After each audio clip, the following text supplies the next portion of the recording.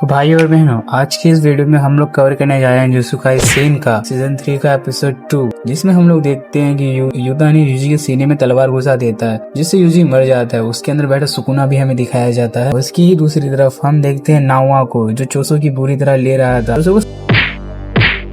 चोसो को समझ नहीं आ रहा था इसकी टेक्निक काम कैसे करती है, लेकिन चोसो हार नहीं मानता है। वो फिर से खड़ा हो जाता है, लेकिन नाओआ कहता है फिर तुम इतने जिद्दी क्यों हो, आखिर तुम हो क्या। तो चोसो जवाब देता है कि मैं 10 लोगों का बड़ा भाई हूँ। के बाद चोसो यूज करता है अपनी फ्लोइंग रेड स्केल टेक्निक, जिससे वो अपनी आंखों को स्ट्रॉन्ग करके नाओआ की स्पीड को देख पाता है। नाओआ उस पर दोबारा अटैक करता है, लेकिन इस बार चोसो उसे पकड़ लेता है। लेकिन नाओआ उसके पेट में एक चाकू घुसा देता है, जिससे चोसो का खून बहने लगता है। तो नाओआ उसे बोलता है कि तुम इतने जिद्दी हो कि मुझे वेपन यूज करना पड़ा। तुमको तो ब्लड मैनिपुलेशन आता ही है, तो तुम अपने आप ही अपना खून रोक सकते हो, पर देखते तुम इस हालत में कितनी देर तक लड़ पाओगे। और वो कहता है कि तुम ये बात किसी को बताना मत कि मैंने वेपन यूज किया था। मुझे वेपन लेके घूमने वाले सॉर्सरर बिल्कुल पसंद नहीं है, खासकर मेरे बड़े भाई। वो ऐसी बेशर्मों की तरह वेपन्स लेके घूमते हैं, और उनकी हिम्मत तो देखो, वो लोग तोजी को गाली देते हैं। चोसो पूछता है तुम अपने भाइयों से नफरत करते हो। नाओ बोलता है हाँ, जो बड़ा भाई छोटे भाई से कमजोर हो उसे डूब के मर जाना चाहिए। चोसो कहता है कि हो सकता है आज इतने स्ट्रॉन्ग तुम अपने बड़े भाई की वजह से ही हो। चोसो कहता है कि हो सकता है आज तुम इतने स्ट्रॉन्ग हो क्योंकि तुम्हारे बड़े भाई कमजोर थे।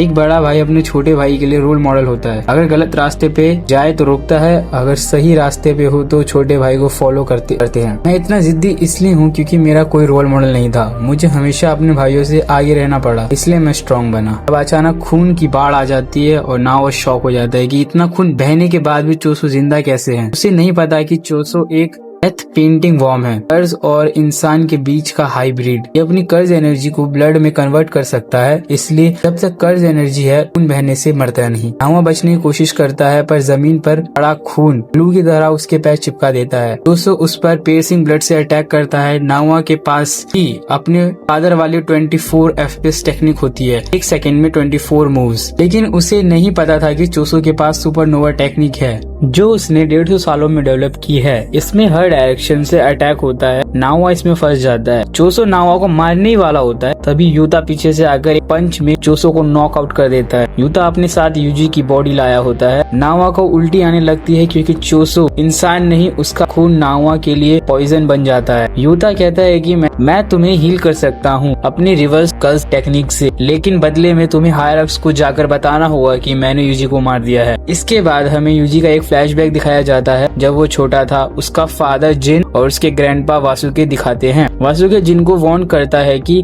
उस औरत से दूर रहना वरना मारे जाओगे। वहाँ पे एक औरत आती है, काओरी, यूजी की मदर, जिसके फोरहेड पर वही निशान होता है जो फेक गेतो केंजाकू के फोरहेड पर है। यूजी उठता है और देखता है कि युता उसके पास बैठा है। युता बताता है कि गोजो सेंसे ने उसे बोला था कि यूजी का ख्याल रखना, इसलिए युता ने यूजी को मारने का सिर्फ नाटक किया था। हायर अप्स के साथ ब्रीडिंग वाव थी, इसलिए उसे सच में यूजी का दिल बंद करना पड़ा और तुरंत रिवर्स कर्स टेक्निक से हील कर दिया। अब दुनिया के लिए यूजी ऑफिशियली मर चुका है। यूजी पूछता है तुमने मेरे लिए इतना सब क्यों किया। युता कहता है जिन लोगों की मैं परवाह करता हूँ वो तुम्हारी परवाह करते हैं। तुम्हारी पावर तुम्हारी अपनी नहीं है और इसमें तुम्हारी कोई गलती नहीं है। तब मेगुमी आता है और कहता है कि हमें जुजुत्सु हाई वापस जाना है। यूजी मना करता है क्योंकि शिबुया इंसिडेंट में बहुत लोग मारे गए थे। मेगुमी कहता है कि हम हीरोज नहीं है, हम जुजुत्सु सॉर्सरर है। मेगुमी बताता है कि केंजाकू ने कलिंग गेम स्टार्ट कर दिया है, जिसमें सॉर्सरर एक दूसरे को मार सकते हैं। मेगुमी की बहन सुसुमिकी को भी इस गेम में फोर्सफुली शामिल कर दिया गया है। रूल्स बताए जाते हैं, 19 दिन में एंटर करना होगा। रूल्स तोड़ने पर कर्स टेक्निक रिमूव हो जाएगी और प्लेयर कॉलोनीज में फाइट करेंगे। यूजी कहता है कि अगर कभी सुकुना उसका कंट्रोल ले ले तो उसे तुरंत मार देना। युता बोलता है ठीक है। प्लान बनता है कि पहले मास्टर तेंगिन से मिलना होगा, गोजो को कैसे फ्री करना है और केंजाकू का प्लान क्या है ये सब वही बता सकता है। चोसो कहता है कि उसे बैरियर के अंदर जाने का रास्ता पता है, क्योंकि माही तो पहले वहाँ से डेथ पेंटिंग्स चुरा चुका है। और फिर हम लोग देखते हैं कि जुजुत्सु हाई में सब लोग एक साथ मिल जाते हैं, माकी, यूकी और बाकी लोग। चोसो वहाँ पे बोलने लगता है कि वॉल्ट में उसके भाइयों की डेथ पेंटिंग्स रखी है। तो फिर